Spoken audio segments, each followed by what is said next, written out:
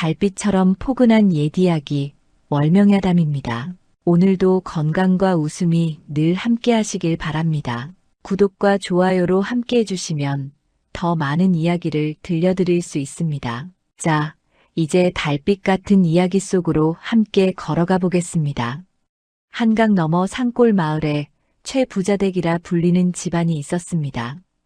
대를 이어 곡식 장사로 재물을 일군 집안이었지요. 그런데 이 집안에는 묘한 소문이 하나 있었습니다. 바로 머슴 도원에 대한 이야기였지요.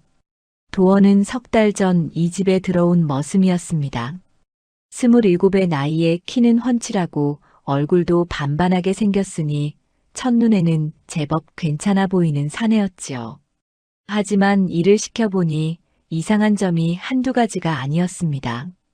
곡식 자루를 나르다가 돌부리에 걸려 넘어지기 일쑤였고 마당 쓸기를 시키면 흙먼지만 폴폴 날리고 심지어 물지개를 지고 가다가 우물에 빠진 적도 있었습니다. 아이고, 이 멍청한 놈아. 물지개 지고 가다가 물에 빠지는 놈이 어디 있어? 최부자댁의 외아들 최강훈이 버럭 소리를 질렀습니다. 강훈은 22살의 혈기왕성한 도령이었지요. 부친 최간영이 늙어가자 집안 살림을 거들고 있었는데 도원을 볼 때마다 심기가 불편했습니다. 죄송합니다. 제가 또 실수를. 도원은 물에 흠뻑 젖은 채 허둥지둥 기어나오며 머리를 조아렸습니다. 그 모습이 하도 딱해 보여 강훈은 코웃음을 쳤지요. 즉, 쓸모없는 놈. 강훈은 그렇게 내뱉고는 휙 돌아섰습니다. 도원은 그 뒷모습을 멍하니 바라보다가 다시 고개를 푹 숙였습니다. 하지만 이상한 일이 있었습니다. 도원이 실수를 할 때마다 그의 눈빛만큼은 묘하게 또렷했다는 것이지요. 마치 무언가를 살피듯 주변을 훑는 그 눈빛은 바보의 눈이 아니었습니다. 하지만 아무도 그것을 눈치채지 못했습니다. 오직 한 사람을 빼고는 말입니다. 도원아. 부드러운 목소리가 들려왔습니다.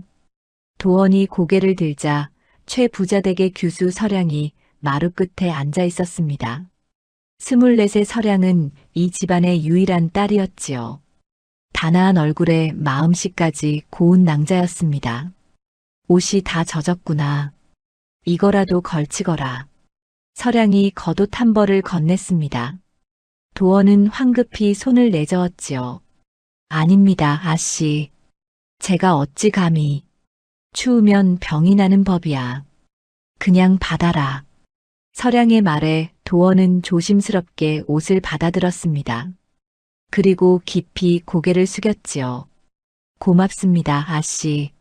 서량은 방긋 웃으며 자리를 떠났습니다. 도원은 그 뒷모습을 바라보다가 옷을 꼭 껴안았습니다. 그의 입가에는 희미한 미소가 번졌지요. 하지만 그 미소는 금세 사라지고 다시 멍한 표정으로 돌아왔습니다. 저녁 무렵이 되었습니다. 도원은 머슴방에 홀로 앉아 있었습니다. 다른 머슴들은 모두 저녁 식사를 하러 갔지만 도원은 방에 남아 무언가를 곰곰이 생각하고 있었지요. 그때 밖에서 목소리가 들려왔습니다. 강훈아, 오늘도 머슴이 말썽을 피웠다며? 강훈의 친구 민지효의 목소리였습니다. 지효는 이웃마을 선비의 아들로 강훈과 중마고우였지요. 그놈 말이야? 정말 한심한 놈이라니까. 아버지가 왜 저런 놈을 받아들였는지 모르겠어. 하, 그래도 재밌지 않아? 바보 놀리는 맛이 쏠쏠하잖아. 두 사람은 낄낄거리며 지나갔습니다. 도원은 벽 틈으로 그들의 뒷모습을 지켜보았습니다. 그의 눈빛은 여전히 조용했지요. 마치 물밑의 돌처럼 고요하고 깊었습니다. 밤이 깊어갔습니다. 도원은 방 구석에서 작은 보따리를 꺼냈습니다.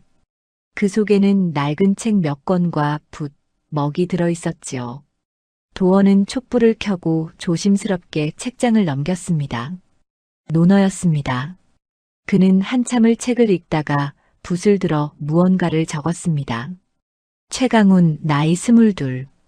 부친 최간영의 외아들. 성미가 급하고 욕심이 많음. 도원의 글씨는 단정하고 또렷했습니다. 바보 머슴의 글씨라고는 믿기 어려울 정도로 말입니다. 그는 잠시 생각하더니 다시 글을 이었지요. 집안 물건을 몰래 내다 팔고 있다는 소문이 있음. 확인 필요. 도원은 그렇게 적고 나서 종이를 조심스럽게 접어 보따리 속에 넣었습니다. 그리고 다시 멍한 표정으로 돌아가 벽을 바라보았습니다. 마치 아무 일도 없었다는 듯이 말입니다. 며칠이 흘렀습니다. 도원은 여전히 바보 행세를 하며 최 부자 댁의 이곳저곳을 돌아다녔지요. 그러던 어느 날 최강훈이 민지효와 함께 사랑채에 모여 앉아 있었습니다. 강훈아, 요즘 돈이 제법 쏠쏠하게 들어오지 않느냐? 민지효가 술잔을 들며 물었습니다. 최강훈은 빙그레 웃으며 고개를 끄덕였지요. 그럼 장터에 내다 팔 물건이 아직 많이 남아있으니 당분간은 걱정 없네. 하, 그렇다면 다행이군. 그런데 말이야, 그 바보 머슴은 어떤가? 아무것도 눈치채지 못하고 있지? 도원이 말인가? 그놈이야 뭘 알겠나. 시키는 대로만 하는 멍청이인걸. 두 사람은 낄낄거리며 술잔을 기울였습니다. 그때 밖에서 빗자루질 소리가 들려왔지요. 최강훈이 문을 열어보니 도원이 마당을 쓸고 있었습니다. 야, 예, 도련님. 도원이 황급히 달려왔습니다. 최강훈은 도원을 위아래로 훑어보며 말했지요. 오늘 장에 갈 건데 너도 따라와라. 짐이 좀 많거든. 알겠습니다, 도련님. 도원은 고개를 조아리며 대답했습니다. 민지효가 도원을 보며 킥킥거렸지요. 강훈아, 저놈 참 우직하게 생겼구먼. 저런 놈이 있으니 일이 편하겠어. 그러게. 아버지가 쓸모없는 놈을 데려왔다 생각했는데 의외로 쓸만하더라고. 최강훈과 민지효는 도원 앞에서 거리낌 없이 비웃었습니다. 도원은 묵묵히 고개만 숙이고 있었지요. 하지만 그의 귓가는 모든 말을 놓치지 않고 있었습니다. 해가 중천에 떴을 무렵 일행은 장터로 향했습니다. 도원은 커다란 보따리를 등에 지고 뒤를 따랐지요. 보따리 속에는 집안의 귀한 비단과 그릇들이 가득했습니다.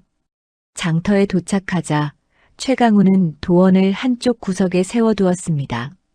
야, 여기서 기다려.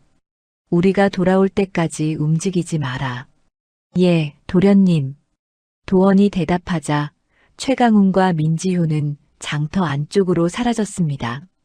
도원은 홀로 남아 보따리를 지키며 주변을 살폈지요. 장터에는 온갖 물건을 파는 상인들로 북적였습니다.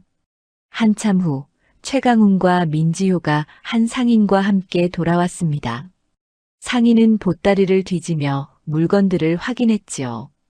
오, 이번엔 물건이 괜찮은데? 비단질도 좋고. 그렇지? 그러니 값을 제대로 쳐줘야지. 최강훈이 으스대며 말했습니다. 상인은 고개를 끄덕이며 은자 몇 냥을 내놓았지요.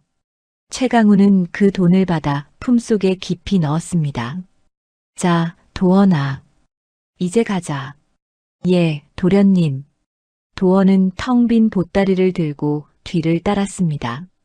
돌아오는 길에 최강훈과 민지효는 흥겹게 떠들었지요. 이번 달 용돈은 확실히 챙겼어. 기생집에나 한번 가볼까? 좋지. 오늘은 내가 술값 내마. 하, 그래. 도헌아. 예, 도련님. 집에 가서 아버지한테는 장에서 심부름만 하고 왔다고 해라. 알았지? 예, 알겠습니다. 도헌은 고개를 끄덕였습니다. 최강훈은 만족스러운 표정으로 민지효와 함께 다른 길로 접어들었지요. 도헌은 홀로 최 부자 댁으로 돌아왔습니다. 그날 밤 도헌은 머슴방에서 작은 종이 쪽지를 꺼냈습니다. 그리고 오늘 본 것을 빠짐없이 적었지요. 최강훈과 민지호, 장터에서 집안 비단과 그릇을 팔아 은자를 챙김. 돌아오는 길에 기생집으로 향함. 최간영 어른께는 거짓 보고 도원의 손끝에서 붓이 빠르게 움직였습니다. 그는 종이를 접어 보따리 깊숙이 넣어두었지요. 그리고 낮게 중얼거렸습니다. 최강훈, 민지호, 너희들의 행실이 이렇게 썩어 있었구나. 도원의 목소리는 차가웠습니다. 바보 머슴의 목소리가 아니었지요. 다음 날 도원은 우물가에서 물을 깃고 있었습니다. 그때 뒤에서 인기척이 느껴졌지요. 돌아보니 서량이 서 있었습니다. 도원아, 아씨 부르셨습니까? 내가 요즘 동생과 자주 장에 다니지? 서량의 물음에 도원은 잠시 망설였습니다. 하지만 이내 고개를 끄덕였지요. 예, 도련님께서 심부름을 시키십니다. 그래, 동생이 무슨 일을 하던가. 저는 잘 모르겠습니다. 그저 집만 나를 뿐입니다.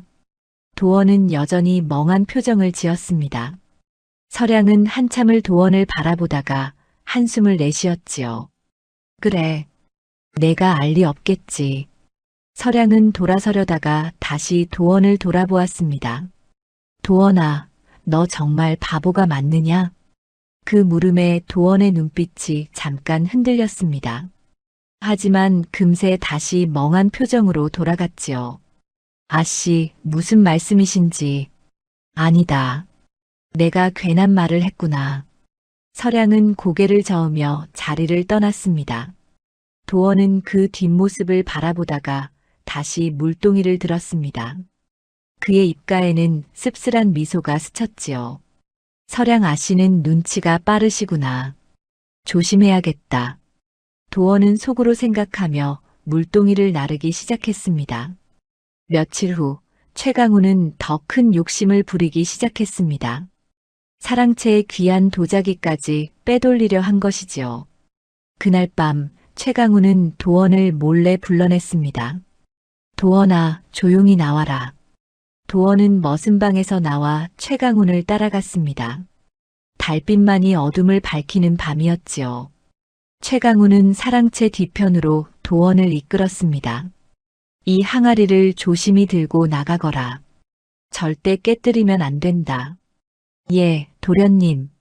도원은 조심스럽게 항아리를 받아들었습니다. 그 항아리는 최간영이 아끼는 청자 항아리였지요. 도원은 항아리를 안고 최강훈을 따라 대문 밖으로 나갔습니다. 민지호가 어둠 속에서 기다리고 있었습니다. 왔구나. 저게 그 유명한 청자 항아리. 그래. 이걸 팔면 꽤 쏠쏠할 거야. 최강훈과 민지호는 낄낄거리며 항아리를 넘겨받았습니다. 도원은 묵묵히 지켜보고 있었지요. 최강훈이 도원에게 말했습니다. 야, 도원아. 이 일은 절대 아무한테도 말하지 마라. 알았지? 예, 도련님. 도원은 고개를 숙였습니다.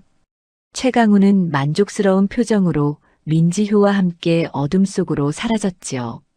도원은 홀로 대문 앞에 서서 그들의 뒷모습을 지켜보았습니다. 달빛이 그의 얼굴을 비쳤지요. 그의 눈빛은 차갑고 단호했습니다. 최강훈, 민지호. 이제 증거가 충분하다. 도원은 낮게 중얼거리고는 다시 머슴방으로 돌아갔습니다. 그리고 보따리에서 종이를 꺼내 마지막 기록을 남겼지요. 청자 항아리까지 빼돌림. 이제 때가 무르익었다. 도원은 종이를 접어넣고 촛불을 껐습니다. 어둠 속에서 그의 눈만이 또렷하게 빛났습니다. 모든 것이 드러날 날이 곧 다가오고 있었습니다. 청자 항아리가 사라진 다음 날 아침이었습니다. 최간영이 사랑채에서 큰 소리로 호통을 쳤지요. 이게 대체 어찌된 일이냐? 내가 그토록 아끼던 청자 항아리가 어디로 간 것이냐? 하인들이 부랴부랴 사랑채 곳곳을 뒤졌지만 항아리는 보이지 않았습니다. 최강우는 태연한 얼굴로 부친 곁에 서 있었지요. 아버지, 혹시 다른 곳에 두신 것은 아니십니까? 내가 어디 두었는지 모르겠느냐? 분명 이 사랑채에 있었는데. 최간영은 화가 잔뜩 난 얼굴로 하인들을 나무랐습니다. 도원도 다른 머슴들과 함께 사랑채 주변을 뒤지는 척했지요. 하지만 그의 눈빛은 조용했습니다. 모든 것을 알고 있다는 듯이 말입니다. 그날 밤 도원은 머슴방에 홀로 앉아 있었습니다. 달빛이 창문을 통해 희미하게 들어왔지요. 도원은 보따리에서 지금까지 모아둔 종이들을 꺼냈습니다. 그동안 적어둔 최강훈의 행적들이 빼곡히 적혀 있었지요. 이제 충분하다. 하지만 확실한 증거가 하나 더 필요해. 도원은 속으로 생각하며 종이들을 다시 보따리에 넣었습니다. 그리고 조용히 밖으로 나갔지요. 달빛만이 마당을 비추는 고요한 밤이었습니다. 도원은 사랑채 뒤편의 작은 창고로 향했습니다. 최강훈이 물건들을 숨겨두던 곳이었지요. 조심스럽게 문을 열자 안에는 여전히 귀한 물건들이 쌓여 있었습니다. 이것들이 증거가 될 것이다. 도원은 한 가지씩 물건들을 살펴보았습니다. 그리고 작은 헝겊 조각을 찾아냈지요. 비단 자루에서 떨어진 조각이었습니다. 도원은 그것을 주머니에 넣고 다시 밖으로 나왔습니다. 그런데 바로 그때였습니다. 어둠 속에서 인기척이 느껴졌지요. 누구냐? 날카로운 목소리가 들려왔습니다. 도원이 화들짝 돌아보니 서량이 등불을 들고 서 있었습니다. 도원은 황급히 고개를 숙였지요. 아, 아씨. 제가 그만. 한밤중에 여기서 무엇을 하는 게냐? 서량의 눈빛이 매서웠습니다. 도원은 더듬거리며 대답했지요. 저는 도련님께서 물건을 가져오라 하셔서. 한밤중에 거짓말 마라. 서량이 한 걸음 다가왔습니다. 등불빛이 도원의 얼굴을 비쳤지요. 서량은 도원의 눈을 똑바로 바라보았습니다. 그 순간 그녀는 확신했습니다. 도원의 눈빛이 바보의 눈이 아니라는 것을 말입니다. 너 바보가 아니구나. 서량의 말에 도원은 잠시 망설였습니다. 하지만 이내 깊게 한숨을 내쉬었지요. 아씨께서 눈치채셨군요. 도원의 목소리가 달라졌습니다. 더 이상 어눌하지 않았지요. 서량은 놀라움을 감추지 못했습니다. 대체 누구냐? 왜 바보인 척했느냐? 지금은 말씀드릴 수 없습니다. 다만 아씨를 속이려던 것은 아닙니다.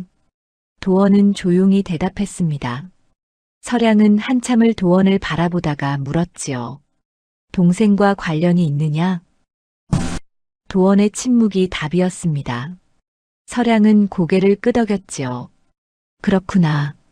동생이 무슨 짓을 하고 있는지 나도 짐작하고 있었다. 증거를 모으고 있었던 게냐? 아씨, 제발 아무 말씀도 하지 말아주십시오. 때가 되면 모든 것을 밝히겠습니다. 도원은 간곡하게 부탁했습니다. 서량은 잠시 생각하다가 고개를 끄덕였지요. 알았다. 하지만 조심하거라. 동생은 다급해지면 무슨 짓을 할지 모른다. 명심하겠습니다. 도원은 깊이 고개를 숙였습니다. 서량은 돌아서려다가 다시 도원을 돌아보았지요. 너는 대체 누구냐? 때가 되면 말씀드리겠습니다. 지금은 기다려 주십시오. 도원의 대답에 서량은 더 이상 묻지 않았습니다. 그녀는 조용히 자리를 떠났지요. 도원은 그 뒷모습을 바라보다가 깊은 한숨을 내쉬었습니다. 서량 아씨에게 들켰구나. 하지만 아씨라면 믿을 수 있을 것이다. 도원은 속으로 생각하며 다시 머슴방으로 돌아갔습니다. 다음 날 서량은 동생 최강훈의 행동을 더욱 유심히 관찰하기 시작했습니다. 점심 무렵 최강훈이 민지효와 함께 사랑채에서 이야기를 나누고 있었지요. 서량은 살짝 문틈으로 그들의 대화를 엿들었습니다. 강훈아, 청자 항아리 값이 꽤 쏠쏠했지? 그럼 이번 달은 넉넉하게 놀 수 있겠어. 그런데 말이야, 혹시 도원이 눈치챈 건 아닐까? 그 바보가 뭘 알겠어. 시키는 대로만 하는 멍청이인걸. 서량은 그 말을 듣고 문을 닫았습니다. 그녀의 표정은 차갑게 굳어 있었지요. 동생이 저렇게 타락했다니. 아버지께 말씀드려야 하나. 서량은 고민에 빠졌습니다. 하지만 섣불리 움직이기보다는 도원이 모으는 증거를 기다려보기로 했지요. 그날 밤 도원은 다시 조용히 창고로 향했습니다. 이번에는 더 확실한 증거를 찾기 위해서였지요. 창고 안을 뒤지던 도원은 구석에서 작은 장부를 발견했습니다. 이것은 도원이 장부를 펼치자 최강훈이 빼돌린 물건들의 목록이 빼곡히 적혀 있었습니다. 얼마에 팔았는지까지 자세히 기록되어 있었지요. 도원의 입가에 희미한 미소가 번졌습니다. 드디어 결정적인 증거를 찾았다. 도원은 장부를 품속에 넣고 조심스럽게 밖으로 나왔습니다. 그리고 머슴 방으로 돌아가 보따리 깊숙이 장부를 숨겨두었지요. 이제 때를 기다리기만 하면 된다. 최강훈, 내가 저지른 일들이 곧 드러날 것이다. 도원은 낮게 중얼거리며 누워 눈을 감았습니다. 하지만 잠은 오지 않았지요. 그의 머릿속에는 지난날의 기억들이 스쳐 지나갔습니다. 도원은 본래 몰락한 양반가의 아들이었습니다. 부친이 억울한 누명을 쓰고 유배를 가면서 집안이 풍비박산났지요. 도원은 집안을 다시 일으키기 위해 이곳저곳을 떠돌며 기회를 엿보고 있었습니다. 그러던 중 최 부자댁에 대한 소문을 듣게 되었지요. 바로 외아들이 집안 재산을 몰래 빼돌리고 있다는 소문이었습니다. 이것이 기회다. 도원은 그렇게 생각하고 바보 머슴으로 행세하며 이 집에 들어온 것이었습니다. 그리고 지금까지 조용히 증거를 모아왔지요. 조금만 더 참으면 모든 것이 끝난다. 도원은 속으로 되뇌며 천천히 잠에 빠져들었습니다. 달빛이 창문을 통해 그의 얼굴을 비쳤지요. 평온해 보이는 얼굴이었지만 그 속에는 깊은 결의가 숨어 있었습니다. 며칠이 지났습니다. 최강훈은 돈맛을 본 탓인지 점점 더 대담해졌지요. 이제는 아버지의 서재에 있는 귀한 서책까지 노리기 시작했습니다. 지효야, 이번에 괜찮은 물건을 찾아냈어. 뭔데? 아버지 서재에 있는 송나라 서책이야. 장터에 내다 팔면 꽤 짭짤할 거야. 민지효는 걱정스러운 표정을 지었습니다. 야, 그건 좀 위험하지 않아? 서책은 내 아버지가 매일 보시는 거잖아. 괜찮아. 나중에 바보한테 뒤집어 씌우면 되지 뭐. 최강훈은 비웃으며 말했습니다. 민지효는 고개를 끄덕였지요. 그것도 그렇군. 어차피 바보 머슴이니 누가 의심하겠어? 두 사람은 낄낄거리며 계획을 짰습니다. 그날 밤 최강훈은 도원을 몰래 불러냈습니다. 삼경이 넘은 깊은 밤이었지요. 도원아, 조용히 따라와라. 예, 도련님. 도원은 최강훈을 따라 서재로 향했습니다. 달빛도 구름에 가려진 어두운 밤이었지요. 최강훈은 서재 문을 열고 안으로 들어갔습니다. 저 책들을 조심히 꺼내서 보자기에 싸라. 최강훈이 손가락으로 가리킨 곳에는 귀한 송나라 서책들이 꽂혀 있었습니다. 도원은 조심스럽게 책들을 꺼내기 시작했지요. 그러던 중 일부러 손을 미끄러뜨려 책 한 권을 떨어뜨렸습니다. 퍽! 이 멍청한 놈. 조용히 하라니까. 최강훈이 버럭 소리를 질렀습니다. 도원은 황급히 고개를 조아렸지요. 죄송합니다, 도련님. 즉, 빨리 싸기나 해. 도원은 책들을 보자기에 쌌습니다. 최강훈은 그것을 받아들고 밖으로 나갔지요. 민지효가 담장 밖에서 기다리고 있었습니다. 자, 받아. 최강훈이 보자기를 넘겨주려는 순간이었습니다. 갑자기 개 짖는 소리가 들려왔지요. 컹컹. 젠장, 개가 왜 저래? 최강훈은 당황했습니다. 이대로 가다가는 누군가에게 들킬 수도 있었지요. 최강훈은 재빨리 보자기를 도원에게 떠넘겼습니다. 야, 도원아. 내가 이걸 가지고 있어. 내가 개를 좀 조용히 시킬 테니. 예, 도련님. 도원이 보자기를 받자마자 최강훈과 민지효는 황급히 도망쳤습니다. 바로 그때 등불을 든 최간영이 나타났지요. 누구냐? 한밤중에 무슨 짓이냐? 최간영이 호통을 치며 다가왔습니다. 등불빛이 도원을 비췄지요. 도원은 보자기를 든 채 얼어붙어 있었습니다. 내가 왜 여기 있느냐? 그리고 그 보자기 속은 무엇이냐? 최간영이 보자기를 빼앗아 풀어보니 자신의 귀한 서책들이 들어 있었습니다. 최간영의 얼굴이 불그락푸르락 변했지요. 이 이놈이 감히 내 서책을 훔치려 했단 말이냐? 아, 아닙니다. 이것은 도원이 변명하려 했지만 최간영은 들으려 하지 않았습니다. 변명 말거라. 증거가 뻔한데 무슨 말이 필요하냐? 최간영은 하인들을 불러 도원을 묶어두게 했습니다. 소란소리에 집안 식구들이 모두 나왔지요. 최강훈도 태연한 얼굴로 나타났습니다. 아버지, 무슨 일이십니까? 강훈아, 도원이가 내 서책을 훔치려 했다. 뭐라고요? 도원이가요? 최강훈은 놀란 척하며 도원을 보았습니다. 도원은 묵묵히 고개를 숙이고 있었지요.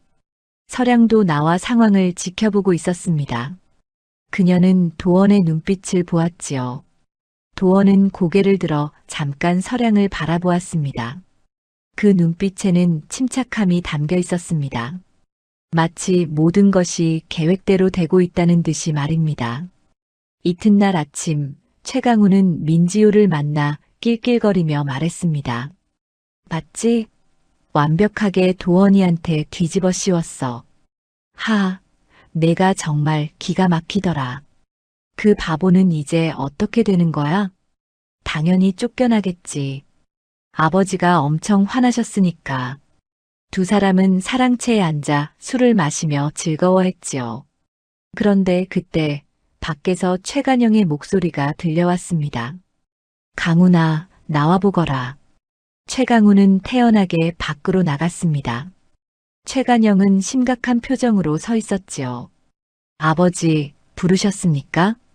어젯밤 일에 대해 내게 물어볼 것이 있다. 예, 말씀하십시오. 도원이가 정말 혼자 한 것이 맞느냐? 최강훈은 잠시 당황했지만 이내 고개를 끄덕였습니다. 그럼요, 아버지. 그놈이 혼자 한 것이 분명합니다. 최간영은 한참을 아들을 바라보다가 고개를 끄덕였지요. 알았다. 들어가거라. 최강훈은 안도의 한숨을 쉬며 사랑채로 돌아갔습니다. 하지만 그는 몰랐습니다. 최간영의 눈빛에 의심이 담겨 있었다는 것을 말입니다. 그날 밤 도원은 머슴 방에 갇혀 있었습니다. 내일이면 관가에 넘겨질 처지였지요. 하지만 도원의 얼굴에는 불안함이 없었습니다. 오히려 조용한 미소가 떠올라 있었지요.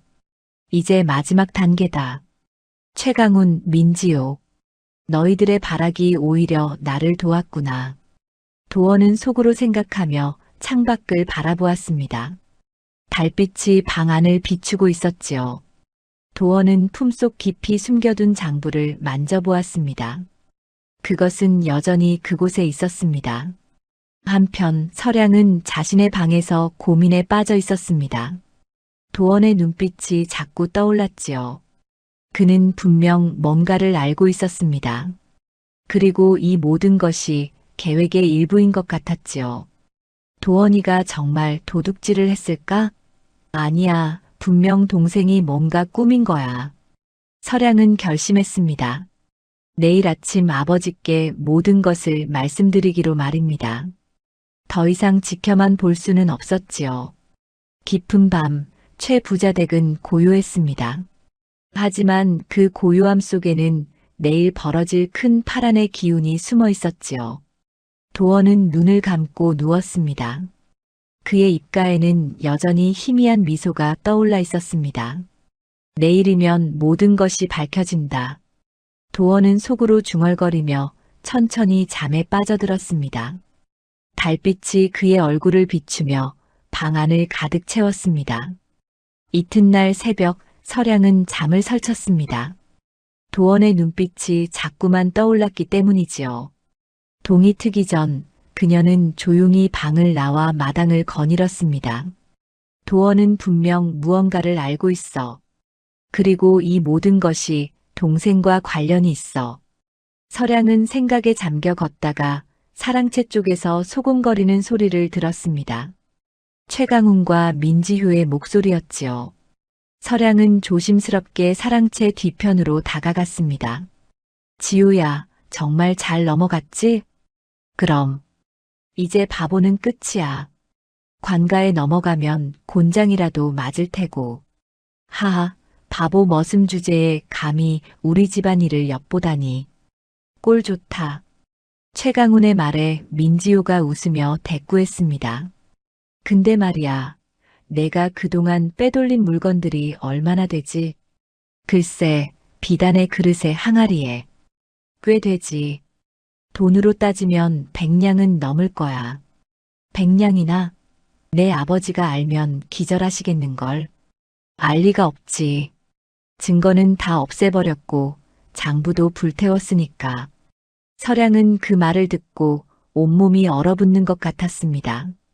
동생이 100냥이나 되는 재산을 빼돌렸다니. 그리고 그 죄를 도원에게 뒤집어 씌웠다는 것이 분명했지요. 그나저나 그놈 너무 쉽게 당하지 않았어? 좀 의심스러운데. 민지효의 말에 최강훈이 손을 내저었습니다. 바보가 뭘 알겠어. 그냥 운이 나빴던 거지. 서량은 더 이상 듣지 않고 조용히 자리를 떴습니다. 그녀의 마음속에는 분노가 끓어올랐지요. 하지만 감정을 추스르고 머슴방으로 향했습니다. 머슴방 앞에는 하인 하나가 지키고 서 있었습니다. 서량이 다가가자 하인은 고개를 숙였지요. 아씨, 어찌 이곳에 오셨습니까? 도원과 잠깐 이야기를 나눠야 하겠다. 문을 열어다오. 하오나 나리께서 아무도 만나지 못하게 하셨습니다. 내가 책임지겠다. 문을 열어라. 서량의 단호한 목소리에 하인은 어쩔 수 없이 문을 열었습니다. 서량은 방 안으로 들어갔지요. 도원은 구석에 앉아 있었습니다. 서량을 보자 그는 조용히 고개를 숙였지요. 아씨께서 오실 줄은 몰랐습니다. 도원아, 내가 동생과 지우의 이야기를 들었다. 서량의 말에 도원은 고개를 들었습니다. 서량은 그의 눈을 똑바로 바라보며 말했지요. 내가 억울한 누명을 쓴 것이 맞지? 도원은 대답하지 않았습니다. 서량은 한 걸음 다가가 물었지요. 너는 처음부터 알고 있었구나. 동생이 무슨 짓을 하는지 말이다. 예, 아씨. 도원이 마침내 고개를 끄덕였습니다. 서량은 깊은 한숨을 내쉬었지요. 그렇다면 왜 진작 말하지 않았느냐? 말로는 부족했습니다. 확실한 증거가 필요했지요. 증거. 도원은 품속에서 작은 보따리를 꺼냈습니다. 그리고 그 안에서 장부와 헝겊 조각, 그리고 여러 종이 쪽지들을 꺼내 서량 앞에 놓았지요. 이것들이 모두 증거입니다.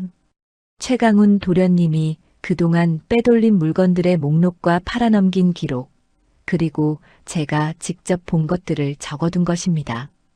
서량은 떨리는 손으로 장부를 펼쳤습니다. 거기에는 빼돌린 물건들과 금액이 빼곡히 적혀 있었지요. 서량의 얼굴이 창백해졌습니다. 이것이 모두 사실이냐? 예, 아씨. 제가 직접 확인한 것들입니다. 서량은 한참을 장부를 바라보다가 도원을 돌아보았습니다. 너는 대체 누구냐? 단순한 머슴이 아닐 터인데. 도원은 잠시 망설이다가 입을 열었지요. 저는 몰락한 양반가의 아들입니다. 부친께서 억울한 누명을 쓰고 유배를 가시면서 집안이 무너졌지요. 저는 집안을 다시 일으키기 위해 여러 곳을 떠돌며 기회를 찾고 있었습니다. 그래서 우리 집에 온 것이냐? 예. 최 부자댁 도련님이 재산을 빼돌리고 있다는 소문을 들었습니다. 그것을 밝혀내면 대감께서 저를 믿고 도와주실 것이라 생각했지요. 서량은 고개를 끄덕였습니다. 이제야 모든 것이 이해되었지요. 그렇구나. 그렇다면 어젯밤 일도 제가 일부러 당한 것입니다. 최강훈 도련님이 다급해지면 실수를 할 것이라 생각했지요. 그리고 실제로 그렇게 되었습니다. 도원의 말에 서량은 감탄했습니다. 이 젊은이가 그토록 치밀하게 계획을 세웠다니 말입니다. 하지만 위험하지 않았느냐? 관가에 넘어가면 곤장을 맞을 수도 있었을 텐데. 때를 기다릴 뿐입니다. 진실은 언젠가 드러나기 마련이지요. 도원의 차분한 대답에 서량은 고개를 끄덕였습니다. 그리고 결심했지요. 알겠다. 내가 아버지께 말씀드리마. 이 증거들을 가지고 말이다. 고맙습니다, 아씨. 도원은 깊이 고개를 숙였습니다. 서량은 장부와 증거들을 챙겨들고 방을 나섰지요. 서량은 곧장 부친의 방으로 향했습니다. 최간영은 아침 식사를 마치고 막 사랑채로 가려던 참이었지요. 아버지, 드릴 말씀이 있습니다. 무슨 일이냐, 량아. 서량은 품속에서 장부를 꺼내 최간영 앞에 놓았습니다. 이것을 보십시오. 도원이가 준 것입니다. 최간영이 장부를 펼치자 그의 얼굴이 점점 굳어갔습니다. 장부에는 지난 몇 달간 사라진 집안 물건들의 목록이 모두 적혀 있었지요. 그리고 그것을 빼돌린 사람이 누구인지도 분명히 나와 있었습니다. 이것이 사실이냐? 최간영의 목소리가 떨렸습니다. 서량은 고개를 끄덕이며 오늘 아침 들은 이야기까지 모두 전했지요. 최간영의 얼굴은 분노로 붉어졌습니다. 강훈을 당장 불러오너라. 최간영의 호통 소리가 온 집안에 울려 퍼졌습니다. 드디어 진실이 드러나는 순간이 온 것이었지요. 최간영의 호통 소리에 온 집안이 술렁였습니다. 하인들이 부랴부랴 최강훈을 찾아 나섰지요. 최강훈은 사랑채에서 민지효와 한가롭게 앉아 있다가 불려왔습니다. 아버지, 부르셨습니까? 최강훈은 태연한 얼굴로 들어왔습니다. 하지만 부친의 표정을 보자 순간 불안한 기운을 느꼈지요. 최간영의 얼굴은 노기로 가득 차 있었습니다. 이것이 무엇이냐? 최간영이 장부를 최강훈 앞에 내던졌습니다. 장부가 바닥에 떨어지며 펼쳐졌지요. 최강훈은 그것을 보는 순간 얼굴이 하얗게 질렸습니다. 이것이 어디서? 내가 그동안 집안 재산을 빼돌려 팔아치운 것이 모두 여기 적혀 있구나. 최간영의 목소리가 떨렸습니다. 분노와 실망이 뒤섞인 목소리였지요. 최강훈은 황급히 변명했습니다. 아버지, 이것은 오해입니다. 제가 그런 짓을. 오해? 내 누이가 직접 내 입에서 나온 말을 들었다. 민지효와 함께 100냥어치나 되는 물건을 빼돌렸다고. 최강훈은 서량을 쏘아보았습니다. 서량은 차갑게 고개를 돌렸지요. 최강훈은 다시 부친을 보며 애원했습니다. 아버지, 제 말을 들어주십시오. 저는 닥쳐라. 더 이상 듣고 싶지 않다. 최간영이 벽을 치며 소리쳤습니다. 그때 밖에서 소란이 들려왔지요. 하인들이 민지효를 끌고 왔습니다. 날이 민지효를 잡아왔습니다. 들어오너라. 민지효가 끌려 들어왔습니다. 그는 이미 겁에 질려 있었지요. 저는 아무것도. 내 놈도 강훈이와 함께 집안 물건을 빼돌리는데 가담했지? 최간영의 날카로운 물음에 민지효는 고개를 떨구었습니다. 최강훈이 황급히 말했지요. 아버지, 지효는 그저 따라다녔을 뿐입니다. 모든 것은 내가 한 일이라고. 그럼 인정하는 게냐? 최강훈은 할 말을 잃었습니다. 잠시 침묵이 흘렀지요. 그때 민지효가 갑자기 땅바닥에 엎드려 울먹이며 말했습니다. 어르신, 용서해 주십시오.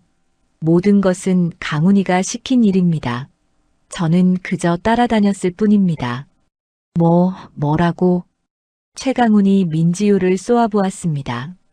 민지효는 최강훈을 보지도 않고 계속 말했지요. 강훈이가 집안 물건을 팔면 돈을 나눠주겠다고 했습니다. 저는 가난한 선비의 아들이라 그 말에 혹해서. 이놈이 지금 무슨 소리를 하는 게냐? 최강훈이 버럭 소리를 질렀습니다. 하지만 민지효는 계속 말을 이었지요. 청자 항아리도 송나라 서책도 모두 강훈이가 빼돌리려 한 것입니다. 저는 그저 도와주었을 뿐입니다. 최간영은 두 사람을 번갈아 보며 깊은 한숨을 내쉬었습니다. 아들이 친구를 배신하고 친구는 아들을 배신하는 꼴을 보니 한심하기 짝이 없었지요. 너희 둘 다 똑같은 놈들이구나. 최간영은 하인들을 불렀습니다. 도원을 이리 데려오너라. 잠시 후 도원이 머슴방에서 나와 마당으로 왔습니다. 그는 여전히 묵묵한 표정이었지요. 최간영은 도원을 보며 말했습니다. 도원아, 내가 모은 증거들을 보았다. 내가 억울한 누명을 쓴 것이 분명하구나. 도원은 대답하지 않고 고개만 숙였습니다. 최간영은 도원 앞으로 다가가 물었지요. 너는 왜 진작 말하지 않았느냐? 증거가 있었으면 말이다. 도원은 고개를 들어 최간영을 바라보았습니다. 그리고 차분하게 대답했지요. 말만으로는 부족했습니다. 확실한 증거가 있어야 도련님의 악행을 막을 수 있다고 생각했습니다. 그렇다면 바보 행세는 왜 한 것이냐? 진실을 밝히기 위해서였습니다. 바보로 보이면 아무도 경계하지 않으니까요.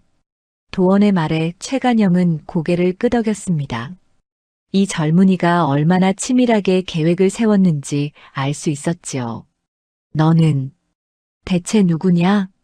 저는 한도헌이라 합니다. 몰락한 양반가의 아들이지요. 양반가의 아들이? 최간영은 놀라며 물었습니다. 도원은 고개를 끄덕이며 자신의 사연을 이야기했지요. 부친께서 억울한 누명을 쓰고 유배를 가셨습니다. 저는 집안을 다시 일으키기 위해 여러 곳을 떠돌며 기회를 찾고 있었습니다. 그러던 중 이곳 소문을 듣고 찾아왔지요. 그래서 바보 머슴으로 들어온 것이로구나. 예. 도련님의 악행을 밝혀내면 대감께서 저를 믿고 도와주실 것이라 생각했습니다. 도원의 말에 최간영은 한참을 생각하다가 물었습니다. 내가 원하는 것이 무엇이냐? 집안을 다시 일으킬 기회를 주십시오. 저는 글을 읽고 셈을 할 줄 압니다.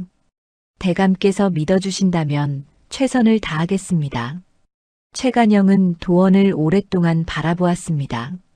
그의 눈빛은 맑고 단호했지요. 최간영은 결심했습니다. 좋다. 내가 우리 집안을 위해 그토록 애썼으니 내 너를 믿어보마. 하지만 먼저 내 부친의 억울함부터 풀어야 하지 않겠느냐? 도원의 눈에 눈물이 맺혔습니다. 최간영은 고개를 끄덕이며 말했지요. 내가 아는 관리들에게 부탁해보마.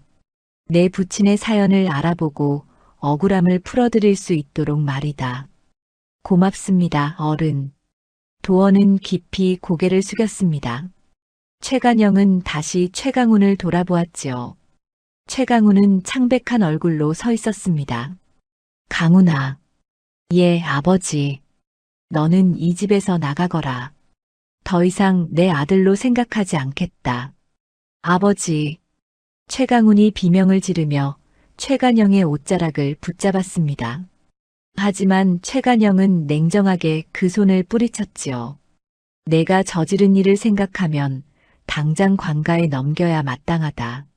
하지만 내 어미 생각에 이만큼만 봐주는 것이다. 당장 짐을 싸서 나가거라. 최강우는 바닥에 주저앉아 울었습니다. 하지만 아무도 그를 동정하지 않았지요. 민지효도 하인들에게 끌려나갔습니다. 서량은 조용히 도원에게 다가가 말했습니다. 잘 참았구나. 고맙습니다, 아씨. 도원은 고개를 숙였습니다. 서량은 희미하게 미소 지으며 자리를 떠났지요.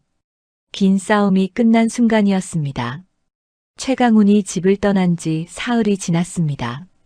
최 부자 댁에는 다시 평온이 찾아왔지요.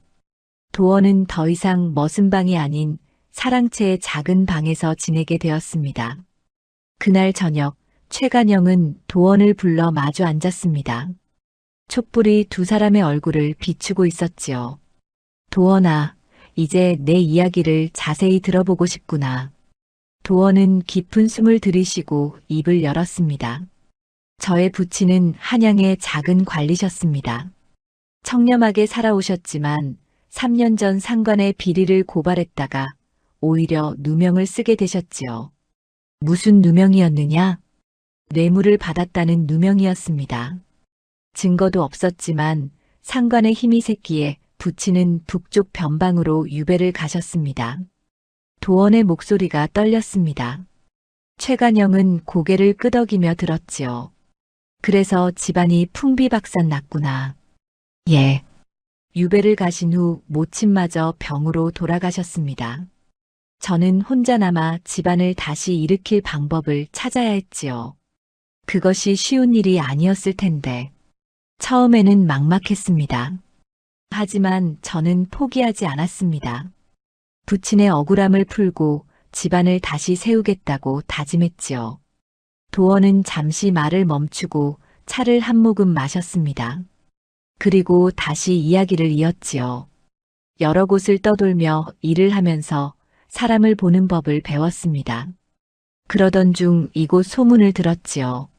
최 부자 댁의 도련님이 집안 재산을 빼돌리고 있다는 소문이었습니다. 그래서 머슴으로 들어온 것이로구나. 예.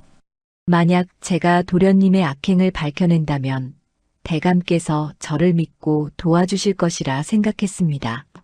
최간영은 도원을 오랫동안 바라보았습니다. 그 젊은 눈빛에는 굳은 의지가 담겨 있었지요. 내가 참 대단하구나. 그 어린 나이에 그토록 치밀한 계획을 세우다니. 대감의 믿음을 저버리지 않기 위해 최선을 다했을 뿐입니다.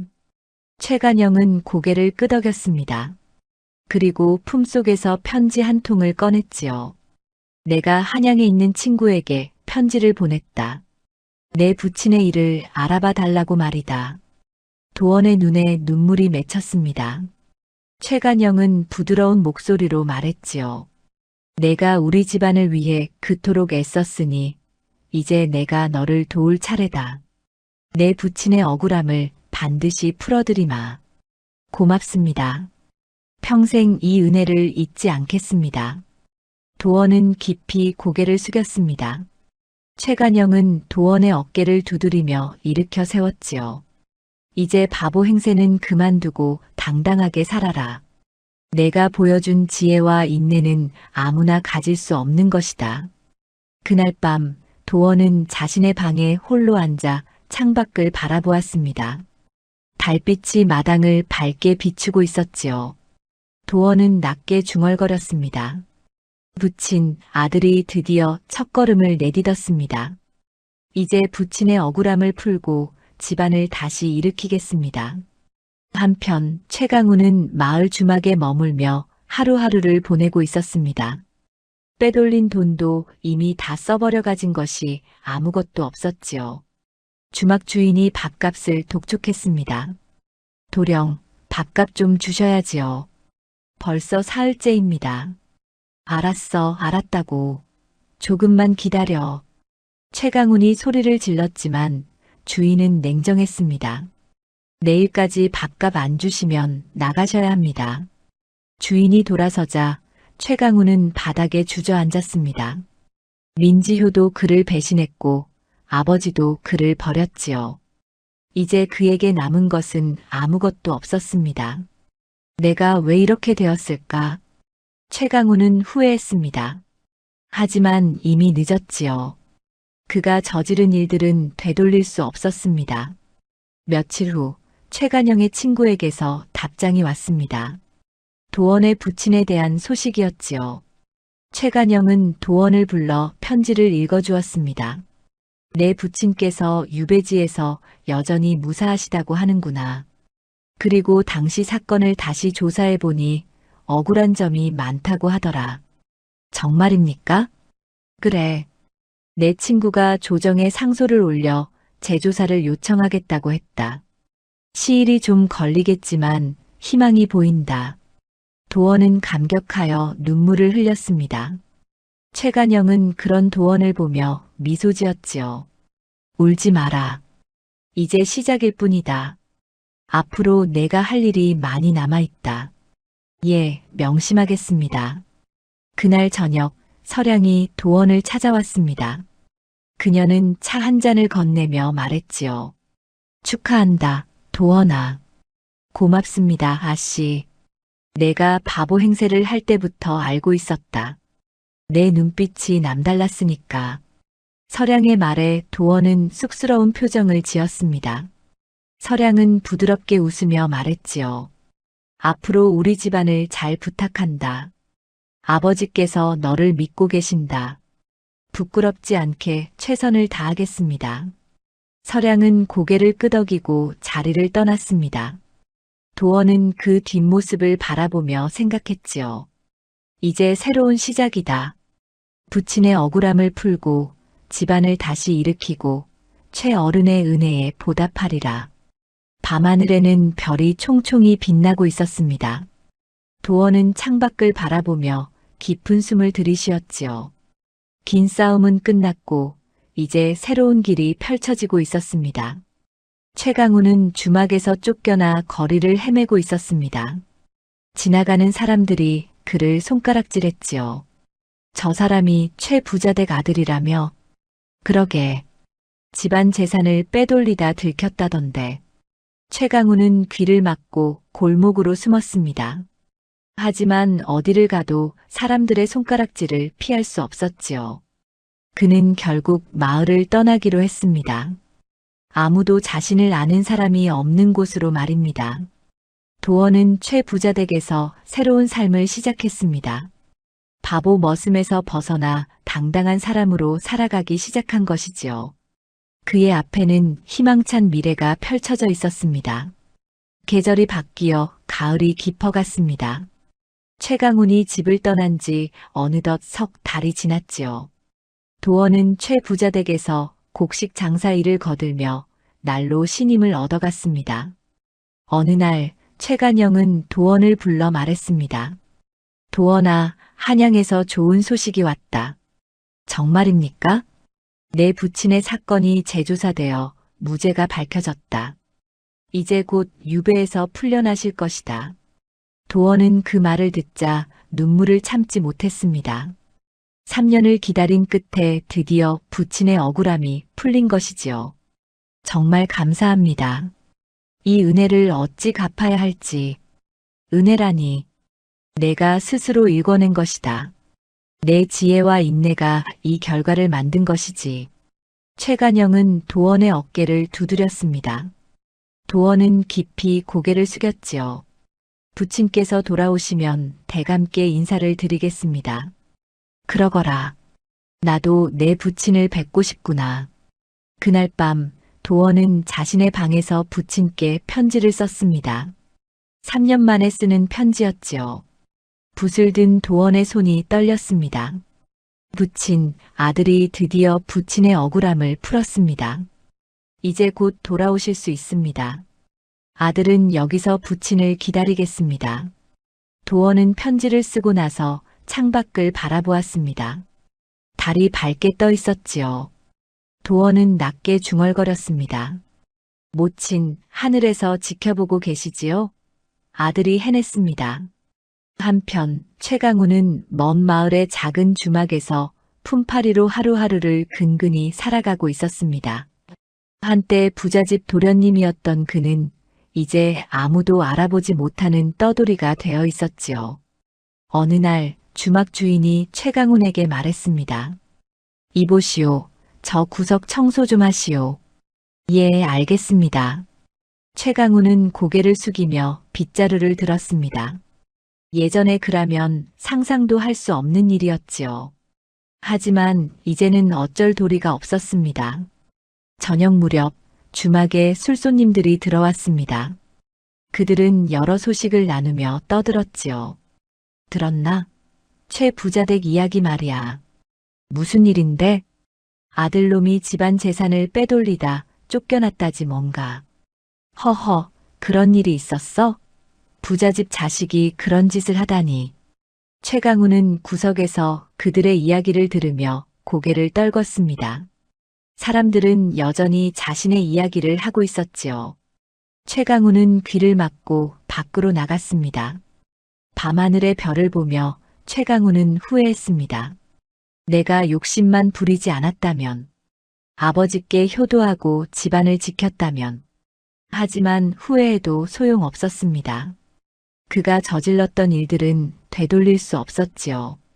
최강훈은 깊은 한숨을 내쉬며 주막으로 돌아갔습니다.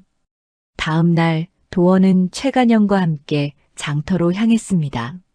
곡식 거래를 하기 위해서였지요. 도원은 이제 장부를 정리하고 거래를 도맡아 하고 있었습니다. 도원아, 내가 참 똑똑하구나. 장사 수완도 뛰어나고 과찬이십니다. 대감께서 가르쳐 주신 덕분입니다. 아니다.